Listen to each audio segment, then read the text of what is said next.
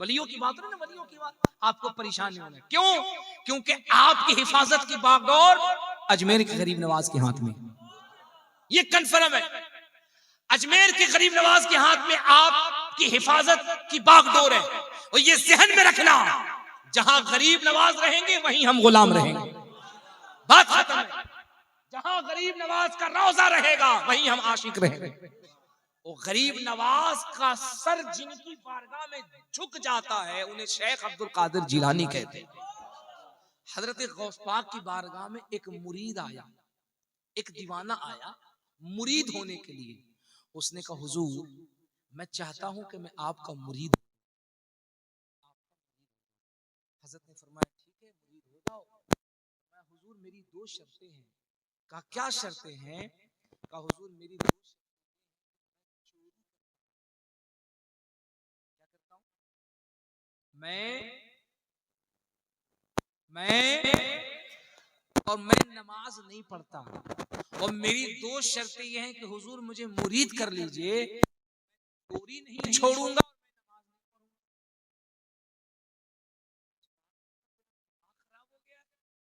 अब्दुल कादिर चोरों को वली बनाने आया है, बेनमाजियों को नमाजी बनाने आया है।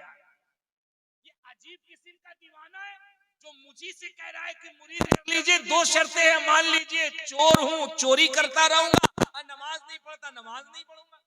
ऐसा कैसे होगा? चोर भी बड़ा होशियार था।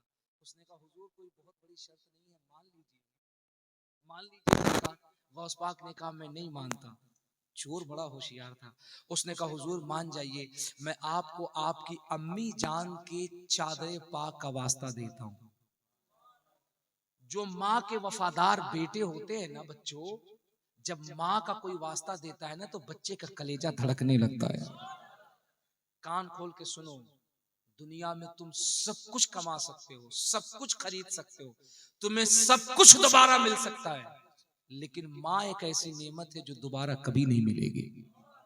इसलिए इज्जत किया करो माओ की। तुम्हें मालूम नहीं है ये अपनी जवानी को बुढ़ापे में तब्दील करती है। 9 महीने तुम्हें अपने पेट में, अपने कोख में रखती हैं, इतनी मुसीबत, इतनी तकलीफ से गुजरती हैं, तुम्हें जन्म देती है, अपने सुख को छोड़ करके तुझे पालती हैं, और बुढ़ापे में जब उस माँ और उस बाप को तू गाली देता है ना, खुदा की कसम ये जमीन भी तुझ पे लानत भेजती है, आसमान भी तुझ पे लानत भेजता है। और अगर तू माँ बाप की इज्जत करता, माँ बाप का वफादार है, तो याद रख हर बाजार से पहले तेरी दुआ कबूल होगी, क्योंकि तेरे हक में दुआ करने के लिए तेरे माँ बाप के हाथ उठ जाया करते। उसने जब कहा ना कि हुजूर मैं आपको आपकी अम्मी जान की चादर का वास्ता देता हूं, तो गौस पाक को जलाल आ गया। गौस पाक उठ के बैठ गए। कहा ठीक है ये बात है, चल मैं तुझे मुरीद करता हूं, मैं तुझे मुरीद करता हूं, मैं तेरी दोनों शर्तें मानने को तैयार हूं, लेकिन मेरी भी एक शर्त है। कहा हुजूर मेरी एक मान लीजिए ना, हम आपकी 1000 मान लेंगे। गौस पाक ने कहा नहीं 1000 नहीं, मैं तेरी 2 मानता हूं, लेकिन तू मेरी 1 मान। कहा क्या? कहा हुजूर क्या शर्त है? गौस पाक ने कहा नमाज नहीं पढ़ेगा ठीक है, चोरी करेगा ठीक है, इतना करना जब आजान का वक्त हो जाए तो आजान दे देना। कहा हुजूर ये कौन सी बड़ी बात है, इसमें क्या करना है? बात हो गई, मामला तय हो गया, मुरीद हो गए, मामला खत्म। ये अपने घर चला गया, गौस पाक अपनी खानकाह में। अब जब ये घर पहुंचा, जाके घर में सो गया। जोहर का वक्त हुआ, वहीं आंगन में खड़ा हुआ, वहीं आजान दिया, सो गया। असर का वक्त हुआ, फिर आजान दिया, सो गया। मगरिब का फिर वहीं आजान दिया, ईशा का वक्त फिर आजान दिया, सो गया। 1 दिन 2 दिन 3 दिन, जब तीसरा दिन हुआ तो जो गुडुआ की अम्मा थी, लड्डू की अम्मा, चिंटू की अम्मा, पप्पू की अम्मा, यही नाम होता है ना हमारा, हैं? गुड्डू, लड्डू, चिंटू, पिंटू, लड्डू, पेड़ा, बर्फी, जलेबी, पता नहीं क्या क्या रखते। तुम्हें तो इस्लामी नाम ही नहीं मिलता हैं? अगर लड़का सोमार को पैदा हो गया तो सोमारू रख दिया, मंगल को पैदा हो गया तो मंगरू रख दिया, बुध को पैदा हुआ तो बुधुआ रख दिया, जुमरात को पैदा हुआ तो जुमराती रख दिया, जुम्मा को पैदा हुआ तो जुम्मन रख दिया, सुबरात को पैदा हुआ तो सुबराती रख दिया, रमजान में पैदा हुआ तो रमजान रख दिया, ईद को पैदा हुआ तो ईदू रख दिया। अरे रखा जाता नहीं रखा जाता। एक लड़के का नाम मैंने पूछा, मैंने कहा बेटा क्या नाम है? बोला हजरत लड्डू। मैंने कहा तेरे बाप का नाम? कहा बर्फी। मैंने कहा पक्का तू हलवाई खानदान से होगा। बोला क्यों? मैंने कहा तुम्हारे दादा का नाम होगा जिलेबी, तू मिष्टी खानदान से। ये कोई नाम है यार? ओए बच्चा बच्ची पैदा होना तो अपने मस्जिद के इमाम से मिला करो और कहा करो हजरात अल्लाह ने बेटा बेटी की शक्ल में नेमत दिया है, नाम कैसा रखूं? ये लोगत देखेंगे, कोई इस्लामी नाम रखेंगे। तुम्हारा नाम जब पुकारा जाएगा तो तुम्हारा नाम बता देगा ये कोई और नहीं, मोहम्मद का गुलाम जा रहा है। अच्छा नाम रखा करो। 3 दिन तक अजान देता रहा। जो उसकी बीवी थी ना, उसने देखा तो उसने कहा क्यों जी, सिर्फ अजान और नमाज कौन पढ़ेगा? उसने कहा देख मेरा मूड खराब मत कर, ये मेरा और मेरे पीर साहब का मामला, तुमको इससे क्या मतलब है? उसने कहा अच्छा ठीक है, आपका आपके पीर साहब का मामला है, आप समझो, लेकिन घर में खाने को नहीं है, चोरी कब करोगे? कहा यार बात तो ठीक कहती हो, चोरी कब करूंगा, लेकिन मैं टेंशन में हूं, मैं चोरी करने जाऊं कब? जब सोचता हूं तब अजान का वक्त हो जाता है। दोपहर में सोचूं तो जोहर का वक्त, शाम को सोचूं तो असर का वक्त, सूरज ढल जाए सोचूं तो मगरिब का वक्त, रात में सोचूं तो ईशा का वक्त, सुबह में सोचूं तो फजर का वक्त, जाऊं कब? बीवी थी बहुत समझदार, उसने कहा ऐसा करो रात में 2 बजे के बाद जब पूरा शहर सो जाए तब जाओ, आज सुबह एकदम होने से पहले, फजर से पहले पहले चले आओ। उसने कहा यार बहुत अच्छी बात, बहुत अच्छी बात। रात को 2 बजे के बाद निकला, पता करके किसके घर में बहुत ज्यादा माल है। पता चला कि एक मोहल्ले के अंदर एक सेठ साहब है, उनके यहाँ बहुत माल है। रात 2 बजे के बाद पहुंचा, अंदर दाखिल हुआ, दरवाजा खोला, अंदर गया, खजाने भरे हुए थे, थैला खोला, माल भरने लगा। भरते भरते भरते काफी देर हो गई, भर के आंगन में निकला, दरवाजा बंद किया। अब जब गठरी उठा के चलना चाहा, अचानक जब निगाह ऊपर गई तो कहा या अल्लाह, ये तो फजर के अजान का वक्त हो गया है, ये तो फजर के अजान का वक्त हो गया। उसने कहा निकल जाऊं, फिर दिल से ख्याल आया यार तेरे पीर साहब ने तेरी इतनी बड़ी 2 शर्तें मानी है, तू मुरीद कैसा है, जब फजर के अजान का वक्त हो गया तो तुझे वक्त पे अजान देना चाहिए। उसने कहा ना ना ना, मैं पीर साहब से गद्दारी नहीं करूंगा। थैला वहीं रखा और उसी आंगन के अंदर कान में उंगली लगाई और शुरू हो गया और पुकार के कहने लगा अल्लाहु अकबर, अल्लाहु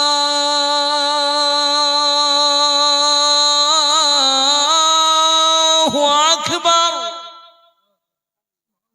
अल्लाहु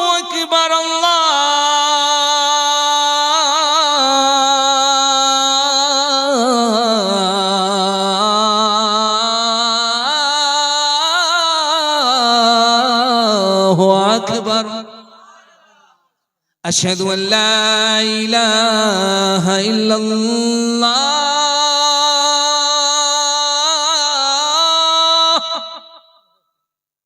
अशहदु अल्ला इलाहा इल्लल्लाह।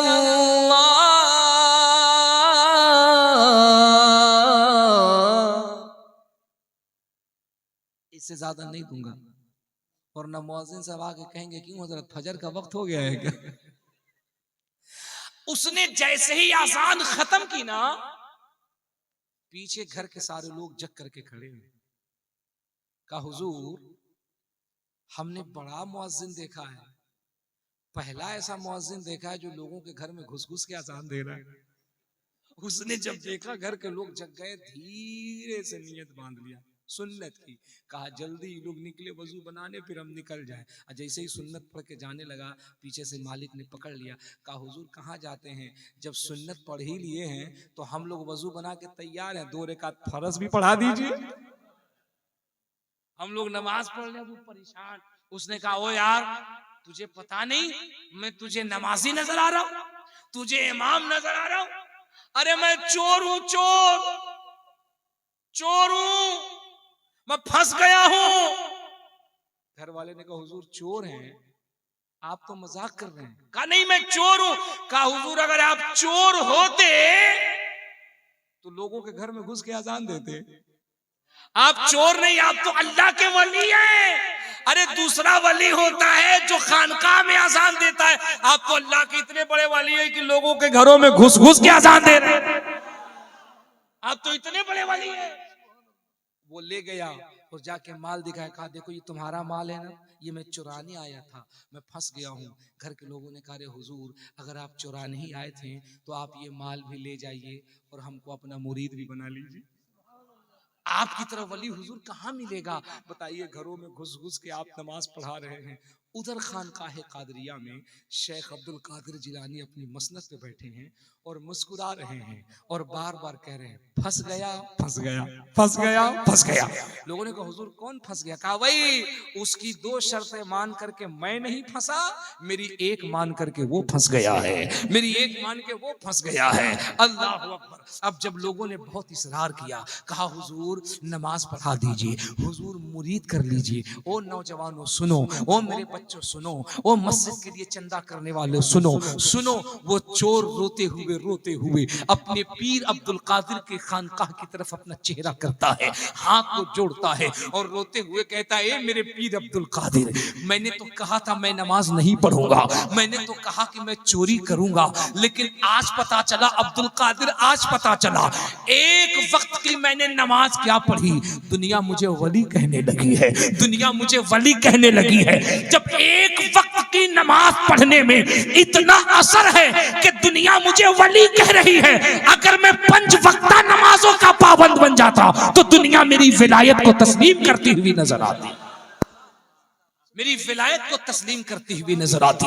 मैं तुमसे कहता हूँ, ए मेरे नौजवान बच्चों, ए मेरी इस्लामी बहनों, मेरी माओ, मेरी बच्चियों, तुम कहाँ बेपर्दा घूमती हो, तुम कहाँ बेहयाई में डूबी रहती हो? ए नौजवान बच्चा, तू कहाँ दर बदर भटकता रहता है? अरे आ पलट जा, अपने पेशानियों में सजदे की तड़प पैदा कर। ओ खुदा की कसम, तू नमाजों का पाबंद बन जा, 5 वक्त नमाजें पढ़। ओ मेरी बहन, अपने घरों में तू 5 वक्त नमाजों की पाबंदी बन जा। तुझे मालूम नहीं है अल्लाह की बारगाह में सर झुकाना तेरा काम है, तेरी बीमारियों को दूर करना ये रब की कुदरत कामिला का फर्ज है। तू यहां सर झुकाएगा, अल्लाह करम फरमाएगा, तेरी बीमारियां दूर होती हुई नजर आएंगी, तेरी परेशानियां दूर होती हुई नजर आएंगी। हजरत मौला अली फरमाते हैं, अल्लाह आप गाड़ी छूट जाएंगे है, राइट टाइम है ना, जाना पड़ेगा ना। देखिए उधर से सिग्नल दे रहा है जाना पड़ेगा, अब जाना पड़ेगा। बहुत सारी बातें हैं, मैं इंशाल्लाह बहुत सारी बातें करता, लेकिन इंशाल्लाह हाथ उठा लो, सुभान अल्लाह। अब हाथ नीचे कर लो, जो नहीं गया है वो हाथ उठाओ, शर्माओ नहीं, मैं दुआ करने वाला हूं, हाथ उठाओ जो नहीं गया। कब जाओगे? मरने के बाद? अरे कब जाएगा रे भाई? इंदिरा आवास चाहिए, मकान चाहिए, राशन चाहिए, तो तुम जाकर के कलकत्ता में धरना प्रदर्शन देते हो, दिल्ली चलो दिल्ली चलो, दिल्ली की सरकार से मांगो। अबे जहां तमाम सरकारें खैरात मांगती हैं, मरने से पहले एक मर्तबा अजमेर जा, गरीब नवाज का चमकता हुआ रोजा देख और जाकर के जन्नती दरवाजे के पास खड़ा हो, तब न तुझे पता चलेगा और दिल पुकार के कहेगा यार, जब हमारे भारत में, राजस्थान में, अजमेर में जब गरीब नवाज की शान का ये आलम है, तो मदीने में मुस्तफा की शान का क्या आलम होगा। सुभान अल्लाह, सुभान अल्लाह। हाफिज साहब गए और जन्नती दरवाजे के पास जाकर के बैठ गए और बैठ करके दुआ मांगने लगे, दुआ मांगने लगे। और सुनो दुआ क्या मांगते हैं, तारीख बता रहा हूं, तारीख। दुआ क्या मांगते हैं? कहते सरकार मेरी 2 बेटियां हैं, हुजूर मेरी 2 बेटियां हैं, करम फरमा दीजिए कि अल्लाह मेरी 2 बेटियों की शादी करा दे और मुझे दौलत अता फरमा दीजिए, मुझे दौलत अता फरमा दीजिए, मुझे इतनी दौलत दे दीजिए कि मैं अपने दोनों बेटियों की शादी कर लूं। पता है आपको, सुबह से असर तक मांगते रहे, नात पढ़ते रहे, कुरान पढ़ते रहे, मांगते रहे, कोई सुनवाई नहीं हो रही है? कैसा खलफिशार? इत्मीनान से, इत्मीनान से। जिसे जरूरत के तहत जाना है धीरे से चले जाइए, नहीं जो जरूरत के तहत जाना चाहे वो बिल्कुल जा सकते हैं, मैं ये खतरा नहीं लूंगा। एक जलसे में एक नौजवान बार बार खड़ा हो रहा था और मौलाना साहब तकरीर कर रहे थे, जब खड़ा हो तब डांट के बैठ, बेचारा बैठ जाए, फिर थोड़ी देर के बाद खड़ा होना चाहिए, फिर बैठ जा, फिर बैठ जाए, 2-4 मरतबा खड़ा होना चाहिए, डांट के बिठा दिया, अब वो बेचारा बैठा तो बैठा ही रह गया। तकरीर खत्म हो गई, सलाम खत्म हो गया, हजरत ने कहा अब जाओ। का क्या हजरत आप भी मजाक करते हैं मौलाना साहब, मैं जिस काम के लिए जाना चाह रहा था वो तो यही हो गया है ना, तो मैं ये रिस्क नहीं लूंगा। हमारी महफिल पाक है, इसको पाक रहने दो। जो जरूरत के तहत जाना चाहता, I don't care, you can go, जा सकते हो लेकिन फिर आना, क्योंकि अभी ये जलसा जलसा नहीं, जन्नत की खुशनुमा क्यारी बनी हुई है। ये दीवानों की महफिल है। सुनो सुनो, तवज्जो सुनो, तवज्जो से गरीब नवाज की बात सुनो, गरीब नवाज की बात सुनो। असर तक मांगते रहे, 1 रुपया नहीं मिला। असर के वक्त में एक औरत आई। मेरी बहनों तुम भी कान खोल के सुनना। अब हमारे बच्चों ने जब हमें रोका है ना, तो मैं ये चाहता हूं कुछ काम की बातें भी हो जाएं। सुनो, असर के वक्त में एक औरत आई और आकर के गरीब नवाज की बारगाह में कुछ पढ़ने लगी, कुछ पढ़ी, कुछ गाई। थोड़ी देर के अंदर उसका दामन भर गया पैसे से, दुपट्टा भर गया, दामन भर गया। वो पैसा लेके चली गई। अब ये जो आलिम साहब थे ना, इनको बड़ा गुस्सा आया, बड़ा जलाल आया। ये बोले यार क्या तरीका है, मैं सुबह से शाम तक मांग रहा हूं गरीब नवाज से, 1 रुपया नहीं दे रहे, और ये औरत आई और आकर के थोड़ा सा पड़ी, इसका दामन भर गया, इसका दुपट्टा भर गया। इनको गुस्सा आया। इनको पता है इन्होंने क्या किया, यूं हाथ किया और जन्नती दरवाजे पर यूं मारा और मार के कहा गरीब नवाज यही आपका इंसाफ है? एक दीवाना सुबह से शाम तक मांग रहा है कि बेटी की शादी करनी है, पैसे का इंतजाम कर दीजिए, 1 रुपया भी नहीं मिला, और ये औरत आकर के थोड़ी देर पड़ी, इसका दामन भर दिया, इसका दुपट्टा भर दिया, यही इंसाफ है? यूं मारा और मायूसी के आलम में चले गए। जब गए तो पैदल निकल गए, बुलंद दरवाजा से आगे निकल गए, अजमेर शहर से जब आगे चले, सुनसान रास्ते में चले। अब दिल को थाम के सुनना, बंगाल, मालदा टाउन, मथुरापुर में बैठने वालों सुनो, मैं अजमेर के बादशाह की कहानी तुम्हें सुनाने लगा हूं। जब वो सुनसान रास्ते में पहुंचा ना, तो क्या देखता है, एक बुजुर्ग, एक बूढ़ा शख्स जो है ना, वो उधर से चले आ रहे हैं, और करीब आए ना तो आकर के कहा आलिम साहब रुक जाइए। जब वो रुक गए ना, तो उन्होंने 2 थैली दिया, हाथ में दिया और दे करके कहा ये थैली लो और ले करके देख लो, इतने में तुम्हारे दोनों बेटियों की शादी हो जाएगी या कुछ और घट जाएगा? जोर से तुम्हारे बेटियों की शादी हो जाएगी या मामला घट जाएगा? अब उसने जब देखा, खोल के तो देखा, उसमें तो सोने चांदी के सिक्के भरे हुए। वो बड़ा परेशान। उसने कहा यार ये तो मेरी और मेरे गरीब नवाज की बात थी, मैंने तो गरीब नवाज से कहा था, ये कौन बंदा है जो मेरे दिल की बात जान गया, जो मेरे दिल की बात सुन गया? इतना कहना था, वो कदमों पे गिर कहता है सरकार ये बताओ कि आप हो कौन? ये बात तो मैंने अपने गरीब नवाज से कही है, ये तो मैं जानता हूं या मेरे गरीब नवाज जानते हैं, आखिर आप कौन हैं जो मेरे दिल की बात को सुनने और जानने वाले हो गए हैं? बुजुर्ग ने कहा मुझसे न पूछो कि मैं कौन हूं, बस इतना जान लो कि तेरा काम हो जाएगा नहीं हो जाएगा।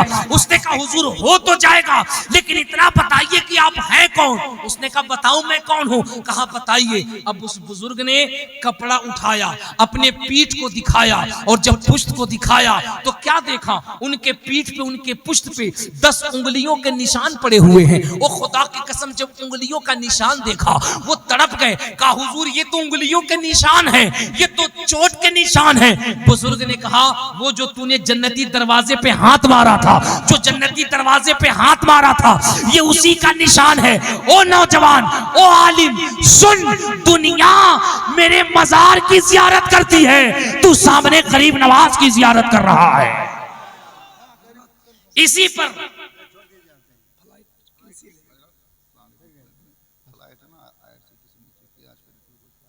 कहां से अरे कानपुर हो जाए, दिल्ली हो जाए, हाँ कानपुर दिल्ली कहीं हो जाए, मैं कर लूंगा। मेरे पास तो ऐप है ना, मेरे पास ऐप है, आप टेंशन न लो।